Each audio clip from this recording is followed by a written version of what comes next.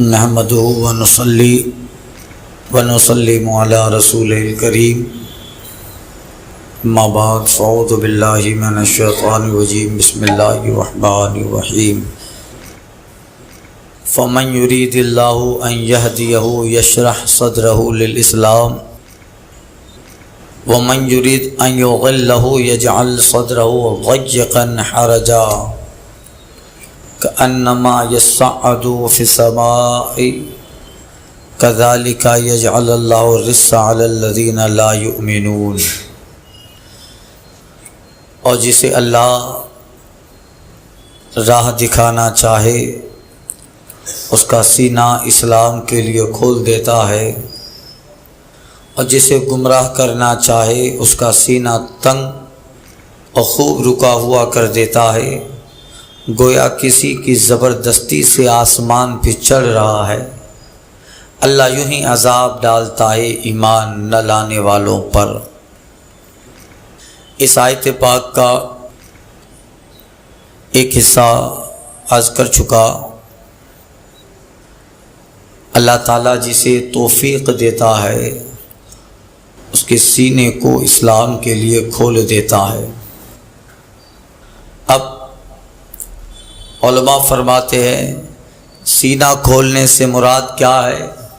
سینہ کھولنے سے مراد یہ ہے کہ اس کے ذریعہ دل کی اندرونی صلاحیتیں ظاہر ہو جاتی ہیں۔ دل کے اندر اعمال اور افعال صالحہ نیکی کرنے کی صلاحیتیں پیدا ہو جاتی ہے۔ دل سب کے پاس ہوتا ہے، مگر بعض دل ایسے ہیں کہ جس کے اندر یہ صلاحیت نہیں ہے، یہ قابلیت نہیں ہے کہ وہ اعمال کو قبول کر سکے۔ اور بعض دل ایسے ہوتے ہیں جس کو شرح صدر کہا جاتا ہے۔ اللہ جس کا سینہ کھول دے، اس کا مطلب اللہ اس دل میں صلاحیتیں پیدا کر دیتا ہے جو اعمال اور اطاعت کو قبول بھی کرے اور بجا بھی لائے۔ دل کھل جانا، صلاحیت پیدا ہو جانا۔ دو چیزیں ہیں۔ علامہ شیخ سعدی رحمۃ اللہ تعالیٰ علیہ فرماتے ہیں، مثال دیتے ہیں، جیسے گنبد پہ اخروٹ رہتا ہے۔ اخروٹ ایک گول چیز ہے، کھانے کا ڈرائی فروٹ میں ہے۔ گنبد پہ رہے گا اور لڑک آئے گا۔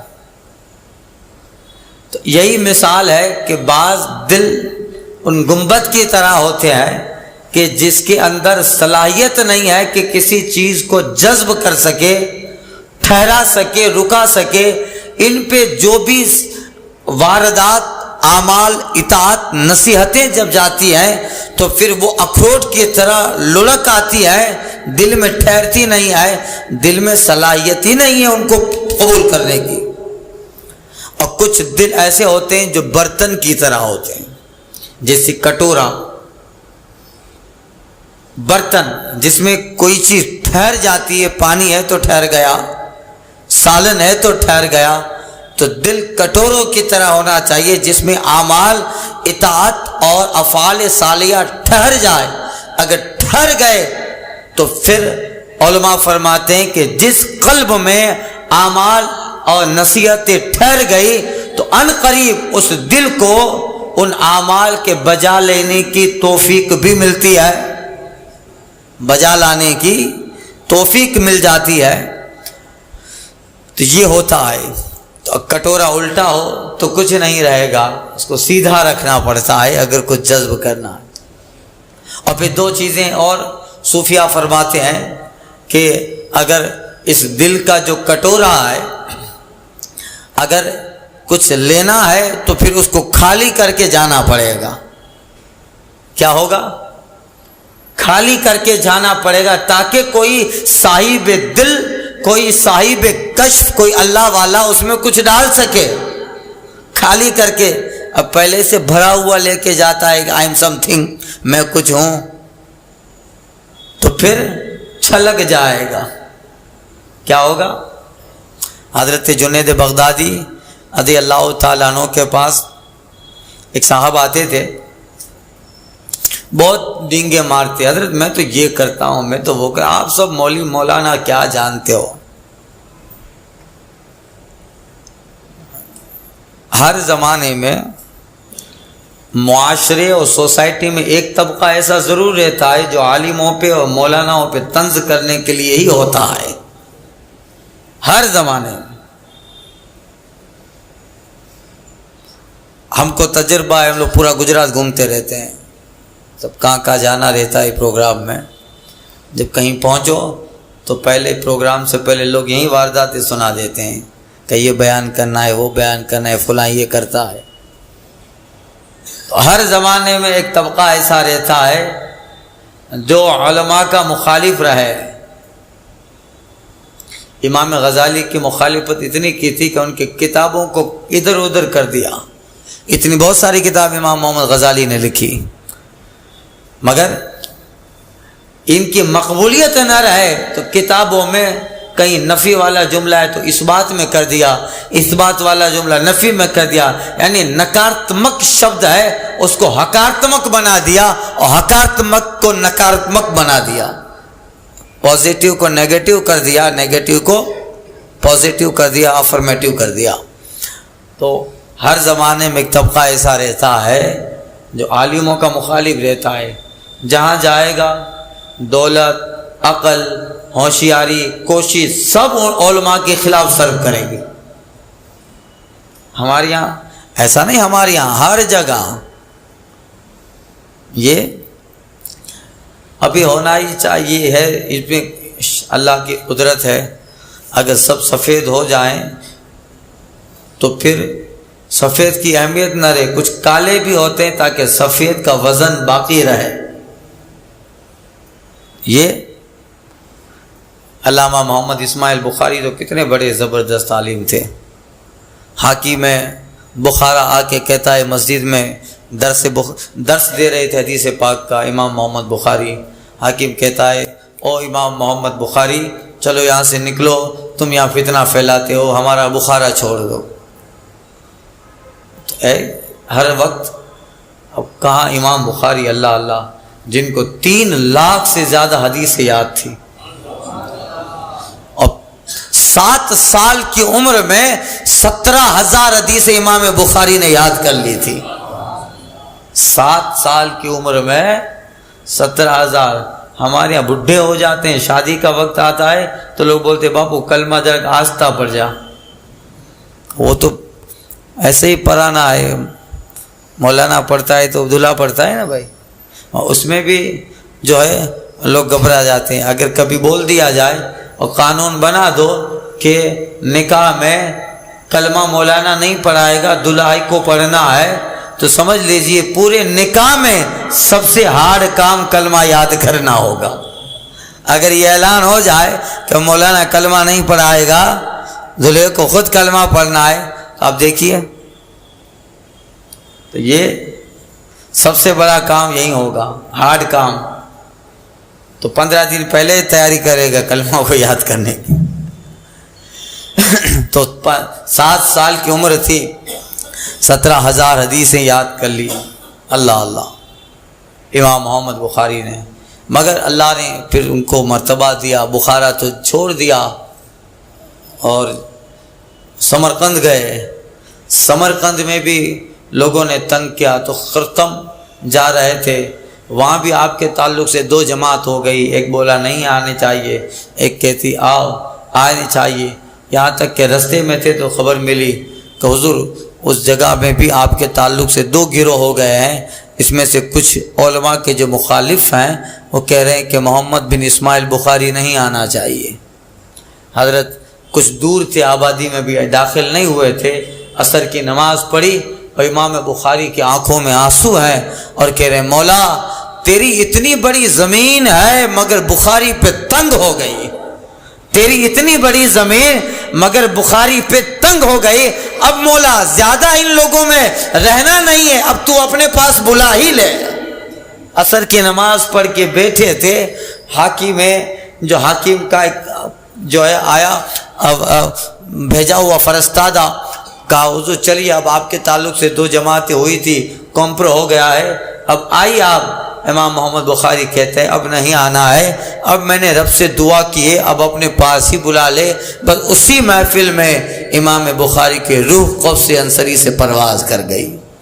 اب بتائیے اب کون حاکم تھا، کس نے کیا کہا، تاریخ میں کہیں ذکر نہیں ملتا ہے، مگر امام بخاری دیکھو تو جہاں دیکھو امام بخاری، جہاں دیکھو امام محمد بخاری۔ فلسطین میں جاؤ ان کا نام، اردن میں جاؤ ان کا نام، شام میں جاؤ ان کا نام، مصر میں جاؤ ان کا نام، جہاں جاؤ امام بخاری امام بخاری۔ بلکہ انہوں نے جو کتاب لکھی ہے صحیح البخاری حدیث کی، اس کتاب کو اللہ نے اتنی مقبولیت دی کہ اب اس وقت تک سند عالمیت نہیں دی جاتی جب تک پڑھنے والا بخاری نہ پڑھ لے، اس وقت تک عالم کی ڈگری نہیں ملتی ہے جب تک بخاری نہ پڑھ لے۔ یہ اللہ والوں کو ہر زمانے میں یہ چیزیں ہوتی ہے۔ خیر بات میں کر رہا تھا، لمبی ہو گئی، 2 دن سے بات بہت پھیل جاتی ہے۔ جنید بغدادی کے پاس وہ آتا تھا، صاحب تھے جو وہ یہی عالموں پہ طنز کا، آپ لوگ کیا جانتے ہیں، صرف ضربہ یضربو یہ سب کرتے رہتے، نصر ینصرو، باقی کیا، تو وہ اپنا فلسفہ جھاڑتے رہتے۔ اب جنید بغدادی رضی اللہ تعالیٰ عنہ بہت جو ہے صوفی قسم کے آدمی ہے۔ خیر حضرت کے جو خادم ہوتے تھے ان کو غصہ آتا کہ حضرت ہمیں حکم دیجئے تو اس کو لگائیں اور کبھی دوبارہ آئے نہیں، ہمارے سامنے آپ کے سامنے اس طریقے سے باتیں کرتا ہے۔ حضرت نے کہا نہیں ہے، ہمارے پاس آتا رہتا ہے تو اخلاق مل جائیں گے، ٹھیک ہو جائے گا۔ اب بزرگوں کا یہ عمل ہوتا ہے۔ خیر وہ صحابی چلے گئے حج پہ، کہاں گئے؟ حج پہ، پانی کے جہاز سے جاتے تھے، واپس لوٹے جب حج کر کے تو اچانک دریا میں طوفان آیا اور یہ ساتھیوں سے بچھڑ گئے۔ طوفان آیا، کشتی کہاں لے کے دوسرے ساتھی کسی بھی طریقے سے آگے نکلے، یہ ترتے ترتے کنارے پہ آگے جنگل کا راستہ لے لیا۔ اب جنگل جہاں پرندہ بھی نہیں دکھ رہا ہے، اب کیا کچھ وقت گزرا تو بھوک لگی۔ اب سمندر کا پانی کب تک پیاس بجھائے گا؟ وہ پیاس پانی اگر سمندر کا پیو تو پیاس تو نہیں بجھائے گا، سمندر کے کڑوے پانی سے پیاس زیادہ ہوگی۔ تو وہ پریشان رہے، بہت جب جان لب پہ آ گئی، جان بلب ہوئے کہ اب بھوک اور پیاس سے مر جائیں گے، دور سے کوئی آدمی دکھائی دیا جس کے ہاتھ میں پانی کا مشکیزہ کچھ کھانے کا سامان تھا۔ کہا ارے ہاں یہ تو زندگی مل گئی۔ وہ صاحب جو گزرے تو ان کو دیکھا بھی نہیں، ایسے گزر گئے۔ کہا ارے یار کہاں جا رہے ہو؟ کہ کیا کام ہے؟ کہا میں ساتھیوں سے بچھڑ گیا اور کئی دن سے بھوکا ہوں، اب تو بولنے کی بھی سکت نہیں ہے، تھوڑا پانی پلا دو، مجھے کچھ دے دو۔ تو کہتا ہے نہیں میں پانی نہیں پلاؤں گا تم کو۔ کہ کیسی بات کر رہے ہو، انسانیت ہے کہ نہیں تم میں؟ کہ کچھ بھی ہو میں تمہیں پانی نہیں دے سکتا، اس کے لیے معاوضہ چاہیے۔ کہ میرے پاس تو پورا سامان جہاز میں رہ گیا، معاوضہ کیا ہے؟ کہ کچھ بھی ہو۔ کہ میرے پاس کچھ ہے ہی نہیں دینے کے لیے۔ کہ کچھ عمل کیا ہے؟ کہاں؟ تو کہاں؟ تو ایسا کرو، کہاں سے لوٹے؟ کہ حج کر کے لوٹ رہا ہوں۔ کہ یہ جو حج کر کے آئے ہو وہ میرے نام پہ کر دو تو پانی دوں۔ کہا بھائی جو بھی ہے تو دے، تیرے نام پہ جا، تیرے نام پہ۔ تو اب کہ نہیں ایسے نہیں، لکھ لے۔ پہلے لکھا تو پورا لکھ دیا کہ میں فلاں سال اس سال حج کیا، وہ حج تمہارے نام پہ، دستخط لکھ کیا، تحریر دے دی، ایک ڈاکیومنٹری دے ڈالی، اسے تحریر دے ڈالی، دستاویزی ایک ڈاکیومنٹ بنا دیا کہ جا تو مجھے پانی دے دے، حج تیرے نام۔ اللہ اللہ، خیر پانی دیا۔ اب جان میں جان آئی، وہ آدمی جس کے پاس مشکیزہ تھا، زیادہ سفر، کھانے پینے کے سامان تھے، وہ چلا گیا۔ اب پھر یہ اسی جگہ کئی دن گزر گیا، پھر پیاس لگی، پھر بھوک لگی۔ اب کچھ دنوں کے بعد جب مرنے ہی والا ہے، پھر وہی آدمی وہاں سے گزرا۔ ارے رک جا، اب کیا ہوا؟ کہا دیکھ تو نے جو کھانا پانی دیا تھا وہ تو ہضم بھی ہو گیا، اب کتنے دنوں سے بھوکا پیاسا ہوں، اب موت قریب ہے۔ کہ تجھے میں نے کہا میں ایسا ہی نہیں دیتا، حج تو نے دے دیا، اب تیرے پاس کیا ہے؟ کہ ایسا کر، میں نے جتنے نمازیں پڑھی ہیں وہ نمازیں تو لے لے، مگر پانی مجھے دے دے۔ اچھا، کہ تحریر لکھ دے۔ کہ ٹھیک ہے لکھ دیتا ہوں۔ تحریر لکھ ڈالی۔ اب اسی طرح 2-3 مرتبہ ہوا، نماز بھی دے دی، روزہ بھی دے دیا، حج بھی دے دیا، اور تحریر بھی لکھ ڈالی، سب دے دیا۔ اب جب کچھ نہیں بچا تو پھر کہیں سے وہ جہاز گزرا وہاں سے، تو اب جان میں جان آئی کہ یہ بچھڑ گیا ہے، اس کو لے لیا اور کسی بھی طرح بغداد میں پہنچ گیا۔ جب پہنچا تو میاں کی تنگڑی اونچی نے اونچی۔ اب جب آیا تب وہ جنگل میں بچھڑ گیا تھا، اس کو کس کو معلوم نہیں ہے۔ اب جب آیا تو لوگوں سے کہنے لگا کیا حج کیا، کہاں حتیم میں اتنی نمازیں پڑھی، اتنے روزے رکھے، اور جیسا اس کا معمول تھا فوراً آیا جنید بغدادی کے پاس کہ حضرت حج کر کیا؟ حضرت نے کہا اچھا حج کر کیا ہے؟ اب جنید بغدادی کے پاس کہہ رہا ہے حضور کیا آپ لوگ کرو گے، میں تو اتنے طواف کیا، حج کیا، اور اس طرح نمازیں پڑھی، اب یہ کیا وہ کیا، اپنا عمل دکھا رہا تھا، اظہار اعمال کر رہا تھا، ریاکاری دکھا رہا تھا، ریاکاری کر رہا تھا، اس طرح کہہ رہا ہے۔ اور جب بہت آپے سے باہر ہو گیا کہ یہ کیا وہ کیا اور جو ہے یہ کیا، حضرت جو ہے اسے ایک مسئلہ پوچھتے ہیں۔ حضرت نے اس سے مسئلہ پوچھا کہ بتاؤ اسلام کے ارکان کتنے ہیں؟ اس نے کہا اسلام کے ارکان یہی ہیں نماز، روزہ، حج، زکوٰۃ، کلمہ۔ حضرت فرماتے ہیں کہ چھٹا ارکان ایک اور بھی ہے اسلام کا۔ کیا؟ وہ کہتے ہیں وہ روٹی کا ٹکڑا، وہ پانی کا گلاس۔ کہ یہ کیا کہہ رہے ہو آپ؟ کہاں میں کہہ رہا ہوں، خیر اس بات کو لمبی ہو گئی بہت بات۔ پھر جب وہ واپس سکتا ہوا تو پھر نکالنے لگا، بولنے لگا حج کیا، یہ کیا وہ کیا۔ جب آپے سے باہر ہو گیا حضرت فرماتے ہیں کہ میں نے کہا وہ صحیح کہا کہ نہیں کہا؟ چھٹا ارکان رکن جو ہے وہ یہ ہے پانی کا گلاس اور چند کھانے کے سامان۔ پھر وہ بھرم ہو گیا کہ مولوی لوگ اسی میں پڑے رہتے ہیں۔ حضرت نے کہا ٹھہر جا۔ حضرت نے اپنے نیچے سے ایک تحریر نکالی اور اسے دکھائی کہ اسے جانتا ہے، یہ وہی ڈاکیومنٹ حضرت نے دکھائے جس نے اس سفر میں جنگل میں کسی آدمی کو کھانے کے عوض حج، زکوٰۃ اور نمازیں اور روزہ بیچ ڈالا تھا۔ حضرت نے وہی تحریر نکالی کہ اسے جانتا ہے، اسے جانتا ہے۔ اب ہکا بکا رہ گیا۔ حضرت کے بعد حضرت فرماتے ہیں میں نے کہا نا چھٹا رکن روٹی اور پانی کا ایک گلاس ہے، پانی کا ایک گلاس۔ اب سمجھ گیا کہ نہیں یہ مولوی تو بڑے پہنچے ہوئے ہیں، یہ تو پہنچے ہوئے۔ حضرت کہتے ہیں وہ میں ہی تھا جو تیرے پاس آ کے کہہ رہا تھا، وہ میں ہی تھا۔ تو حضرت نے وہ ڈاکیومنٹ دکھایا کہ دیکھ یہ تو سب بیچ کے آیا ہے اور مجھے کہہ رہا ہے حج کیا، یہ کیا وہ کیا، تو جنگل میں سب کو فروخت کر کے آیا ہے۔ اب دل کا سینہ کھل گیا، اب حضرت کے قدموں میں گرا، مرید بھی بنا، اور حضرت نے نگاہ ڈالی تو مقام ولایت پر بھی پہنچا ڈالا۔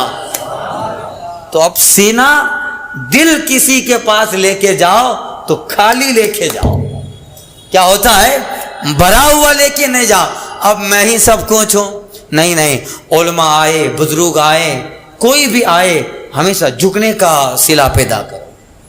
ہو سکتا علم تو بہت سمندر ہے، ضروری نہیں ہم سے چھوٹے موٹے لوگ، ارے استغفر اللہ ہم سے چھوٹے کیا ہوں گے، ہم ہی سب چھوٹے ہیں، سب سے چھوٹے ہیں۔ تو وہ آدمی جو کچھ نہ کچھ جانتا ہوگا، علم تو ایک سمندر ہے۔ اللہ قرآن میں فرماتا ہے فوق کل ذی علم علیم، ہر علم والے پہ اللہ نے ایک علم والا بنایا ہے۔ بہت ساری باتیں ہم جانتے ہیں وہ نہیں جانتا، مگر کچھ وہ جانتا ہے جو ہم نہیں جانتے۔ جھکے گا تو وہاں سے کچھ ملے گا تو برتن میں ضرور آئے گا. تو خالی لے کے جانا چاہیے. اب بھرا ہوا لے کے جاؤ تو سب لڑک آئے گا, ہوگا ہی نہیں. الٹا ہی ڈال دو آپ کٹورا تو کچھ نہیں رہے گا. تو بزرگوں کے پاس کس طرح جانا چاہیے؟ کٹورا خالی لے کے جانا چاہیے تاکہ وہ کچھ ڈالیں, کچھ ڈالیں. ورنہ پھر ایسے ہی دو چار باتیں وہ پاکستانی چینل آتے ہیں, کچھ مولوی مسائل بتاتے ہیں مولانا, اس سے سن لیتے ہیں, صبح ہم لوگوں کا امتحان لیتے ہیں. یہ ہوتا ہے تو پوچھتے رہتے ہیں. پوچھنا بھی بہت اچھی بات ہے, پوچھنا چاہیے, مگر علم نہ ہو تو بے خبری میں خبر ملے اس لیے پوچھو. اس لیے اب پوزیشن سنبھالنے کے لیے پھر کیا ہوا, یہاں کچھ اور پوچھا, کسی اور کے پاس کچھ گیا تو اس نے کچھ الگ بتایا ہوگا, تو پھر واویلا ہوتا ہے کہ اس نے یہ بتایا, انہوں نے یہ بتایا, پھر ہوا بہت بڑا میٹر. تو یہ ہمیشہ کیا ہوتا ہے, برتن خالی. یہی مولانا ابو نور بشیر صاحب نے ایک واقعہ نقل کیا ہے. وہ ایک مولانا صاحب کے پاس آئے اور کہا حضرت بتائیے, دروازہ کھلا تھا, دروازہ کھلا تھا, اندر دودھ کا برتن رکھا تھا جس میں دودھ تھا, اور دودھ کی تری بھی ہل رہی تھی, اور جیسے ہی اندر داخل ہوا تو فوراً دروازے سے کتا باہر نکلا جس کے منہ پہ تری لگی تھی. مولانا صاحب بتائیے وہ دودھ پاک یا ناپاک؟ مولانا صاحب کہتے ہیں کہ دودھ پاک ہے. شریعت میں ظاہر پہ حکم لگتا ہے جب تک کتے کو برتن میں منہ ڈالتے دیکھا نہیں گیا, برتن اور دودھ پاک ہے. کہ یہ کیسا؟ ارے برتن کھلا ہوا ہے, کتا اس کی دروازے سے باہر نکلا اور کتے کے منہ پہ تری بھی لگی تھی. مولانا صاحب کہتے ہیں سب برابر, مگر ہو سکتا ہے کہ کتا کسی پڑوس میں دوسری جگہ دودھ میں منہ ڈال کے آیا ہو, الجھ گیا. کیا ہوا؟ کہ یہ کیسے؟ کہا یہی ہے.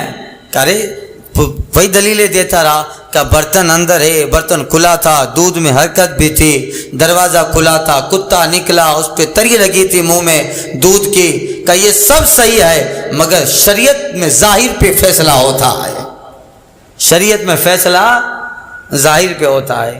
اب اس بات میں الجھ گیا مولانا صاحب سے, الجھا. حضرت جو تھے وہ کہتے ہیں جا اللہ تعالیٰ تجھے توفیق دے. نکلا, گھر پہ آیا, اپنے بیوی سے کہا کہ آج گوشت کھانے کا من ہو رہا ہے, کہ میں بکری کا بچہ ذبح کرتا ہوں, تو دوسرے انتظامات کر. اب اس کی بیوی جو تھی وہ دوسرا کام کرنے لگی اور یہ بکری کا بچہ ذبح کیا. ذبح کر چکا, چاقو پہ خون لگ گیا, اس کے کپڑوں میں بھی کچھ چھینٹے اڑے. اتنے میں اس کی جو بیوی پاسی میں بیٹھی تھی اس کے گلے میں چندن کا ہار پہنا ہوا تھا. اچانک کہیں سے چیل آئی اور چندن کا ہار اس سے کاٹ نکال کے لے گئی.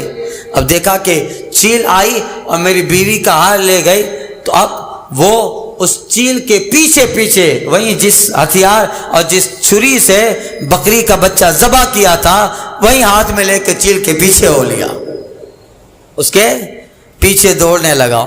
اب وہ دوڑتا دوڑتا آبادی ختم ہو گئی. اس کو یہی تھا کہ کہیں نہ کہیں تو چیل اس کو چونچ سے نکال کے پھینک ہی دے گی. چندن تو بڑا قیمتی چیز ہے, چندن کی, چندن کی لکڑیاں ابھی کچھ بابا لوگ پکڑے گئے تھے تسکری میں. اب وہ آبادی کے باہر پہنچ گئی تھی. اب اچانک وہاں پھینک دیا تو جھاڑیوں کا علاقہ تھا, جیسے جھاڑیوں میں پھینکا تو وہ ڈھونڈتے ڈھونڈتے اس نے وہ چندن کا ہار لے لیا, جیب میں اپنے ہاتھ میں لیا اور باہر نکل ہی رہا تھا کہ جیسے ہی جنگل کے باہر نکلا اچانک اس کا پاؤں ایک مردہ لڑکی پڑی ہوئی تھی, ایک لڑکی تھی جس کو کسی نے مار کے قتل کر کے وہاں پھینک دیا تھا, اس کی لاش پڑی تھی. اچانک اس کا پاؤں اس سے ٹکرایا اور ٹکرا کے وہ جیسے ہی آگے بڑھتا ہے پولیس کے سپاہی آ گئے کہ گرفتار کر لو, اسی نے قتل کیا ہے. کہہ رہے میں نے نہیں کیا. کہ کون مانے گا, چاقو تیرے ہاتھ میں ہے, اور ہار کے لیے تو نے قتل کیا ہے، یہ چوری کا سامان بھی تیرے ہاتھ میں ہے، ڈیڈ باڈی بھی یہاں رکھی ہے اور جنگل میں تیرے سوا کوئی نہیں ہے، کون مانے گا کہ گرفتار کر لو۔ اب وہ لاکھ چلاتا، اب اس زمانے میں تو تھا نہیں سائنس وغیرہ، یہ سب کیمسٹری، ورنہ لیب میں جا کے چیک کر لیتے کہ اس چاقو پہ لگا ہوا ڈی این اے جانور کا ہے، اس کا نہیں ہے، بلڈ چیک کر لیتے، ڈی این اے تو تھا نہیں، تو آپ کا لے جاؤ۔ اب بہت چلاتا رہا، جج کے سامنے میٹر ہوا کہ جج صاحب بات ایسی ہے، میں بکری کا بچہ ذبح کیا، میری بیوی کے گلے سے چیل چندن کا ہار لے گئی اور میں اس کے پیچھے بھاگتا رہا اور پھر وہاں اس نے پھینک دیا ایک جگہ، اٹھایا باہر نکلا تو یہ ڈیڈ باڈی رکھی تھی، لاش پڑی تھی، کون مانے گا؟ کہا جس کو مرڈر کیا وکٹمز موجود ہے، ویپن آف دا مرڈر موجود ہے، ریزن یعنی چندن کے ہار کے لیے کیا، ریزنز بھی موجود ہیں اور موقع واردات پہ تم ہی پکڑے گئے، کیا سارے دلائل تیرے خلاف ہیں؟ تو اب دفعات سنا ہی رہا تھا، چلا رہا تھا وہ، مگر کوئی سننے کے لیے تیار نہیں تھا۔ اتنے میں وہ مولانا صاحب قبلہ بھی کٹہرے کے قریب آ گئے کہ حضور فلسفہ سمجھ گئے کہ کیا؟ کہ وہی کہہ رہا تھا کہ دروازہ کھلا ہے، اندر دودھ پڑا ہوا ہے، دودھ میں حرکت بھی ہے، کتا اسی دروازے سے باہر نکلا، منہ پہ تری رکھی ہے، مگر پھر بھی کتے نے منہ نہیں ڈالا، اسی طرح جسی طرح تو نے قتل نہیں کیا، جس طرح کہ باڈی بھی ہے، ویپن بھی ہے، ہتھیار بھی ہے، خون بھی لگا ہے، مگر تو نے جس طرح قتل نہیں کیا اسی طرح سب کچھ موجود ہے، مگر پھر بھی کتے نے برتن میں منہ نہیں ڈالا، اسی طرح جس طرح تیرا معاملہ ہے۔ کعب سمجھ گیا کہ یہ ظاہر پہ حکم لگتا ہے۔ اتنے میں جج اسے پھانسی کی سزا دے ہی رہا تھا، بول ہی رہا تھا کہ ہینگ ہم ٹل دا ڈیتھ، اسے پھانسی دی جائے۔ اتنے میں ایک آدمی آیا کہ جج صاحب یہ آدمی بے قصور ہے، جو لاش ملی وہ میری بیوی کی تھی، اس کا تعلق کسی سے ناجائز تھا، اس وجہ سے غصے میں نے اسے مار دیا، یہ آدمی بے قصور ہے۔ اب اسے رہا کر دیا گیا، باہر نکلا، اب وہ کہتے ہیں حضور صحیح بات ہے، فلسفہ سمجھ میں آ گیا، فلسفہ سمجھ میں آ گیا۔ یہی ہوتا ہے، خدا پناہ میں رکھے جلال مومن سے، خدا پناہ میں رکھے جلال مومن سے، نگاہ بدلی اور عالم میں انقلاب آ گیا۔ یہ ہوتا ہے تو سب چیزیں ہوتی ہے۔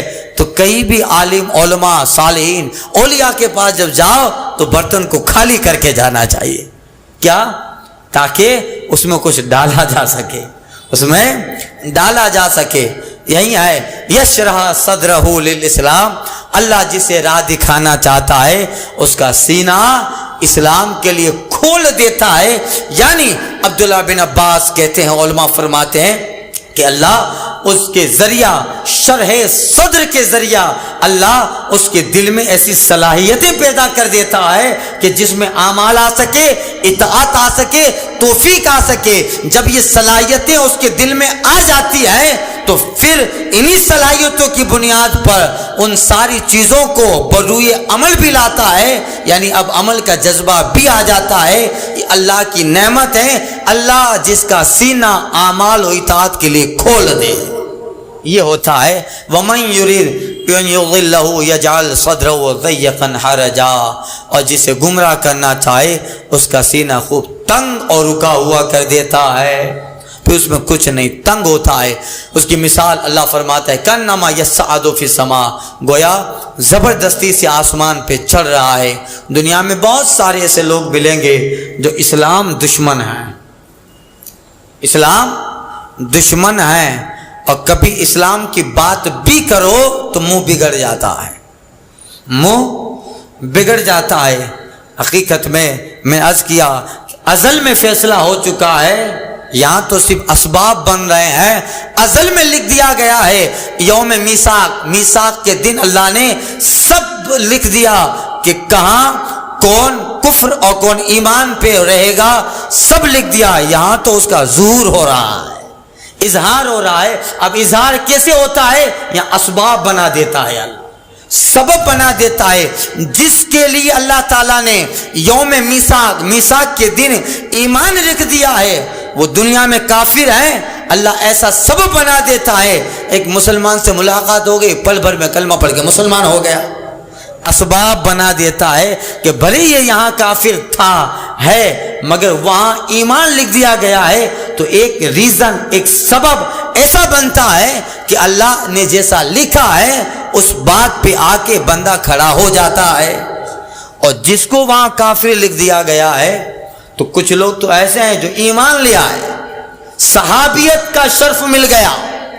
تفسیر میں گزر چکا، فاروق اعظم کے بیان میں دو باقی عرض کیے تھے کہ وہ ایک آدمی جس کو سرکار نے وحی لکھنے کے لیے مقرر کر دیا تھا، کتنا بڑا عہدہ دیا تھا، مگر وہ اوور کانفیڈنس میں آ گیا اور لوگوں سے کہنے لگا کہ میں لکھاتا ہوں، تب جا کے رسول اللہ صلی اللہ علیہ وسلم پڑھتے ہیں، معاذ اللہ.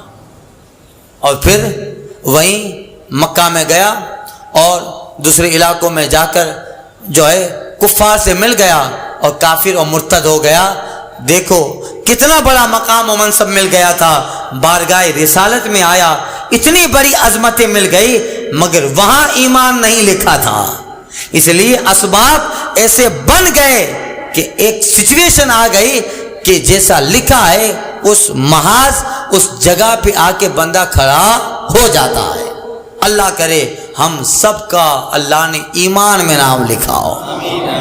اگر یہ ہے تو پھر بہت بیڑا پار ہے، بیڑا پار ہے، اور یہی بنیاد ہے، یہی اصل ہے. اس لیے امام محمد غزالی کہتے ہیں اگر ایمان پہ خاتمہ ہوا تو دنیا میں ایک کانٹا اٹھا کر سائڈ میں رکھ دیا تھا، اس کا بھی بدلہ اللہ قیامت میں دے گا.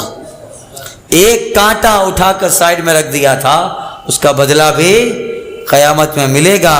اگر ایمان پہ خاتمہ نہیں ہوا تو احد پہاڑ برابر بھی سونا خرچ کر دیا تھا، وہ قیامت کے دن وبال بنے گا.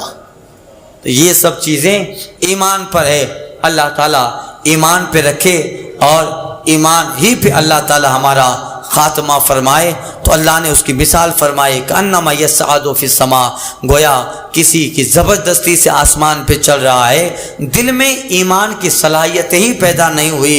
کذالک یجعل اللہ الرجس علی الذین لا یؤمنون، اللہ یوں ہی عذاب ڈالتا ہے ایمان نہ لانے والوں پر. یعنی دنیا میں ان پہ یہ عذاب ہے کہ ہمیشہ دنیا میں انہی چیزوں میں پڑے رہیں گے، اسلام کو ٹارگیٹ بنائیں گے، مسلمانوں کو ٹارگیٹ بنائیں گے، اللہ کے دین کو ٹارگیٹ بنائیں گے. یہ بھی عذاب الہی ہے، یہ بھی اس عذاب سے ایک حصہ یہ دنیا کا عذاب بھی ہے کہ جو ایمان نہیں لایا، کفر پہ ہے، اللہ تعالیٰ یجعل الرجس، رجس مانے گندگی، اللہ ان پہ گندگیاں ڈال دیتا ہے ایمان نہ لانے والوں پر. جو دنیا میں ایمان نہیں لائیں گے، گندگیاں، کیسی گندگیاں؟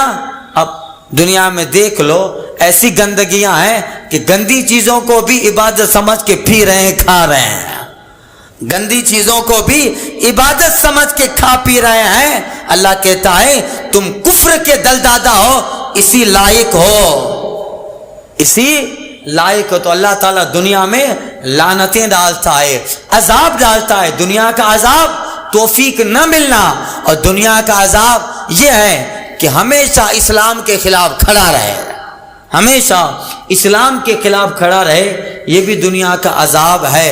الذین لا یؤمنون، اللہ یوں ہی عذاب ڈالتا ہے، لعنتیں ڈالتا ہے، بھیجتا ہے. اللہ تعالیٰ ایمان نہ لانے والوں پر یہ ان کا حال ہے.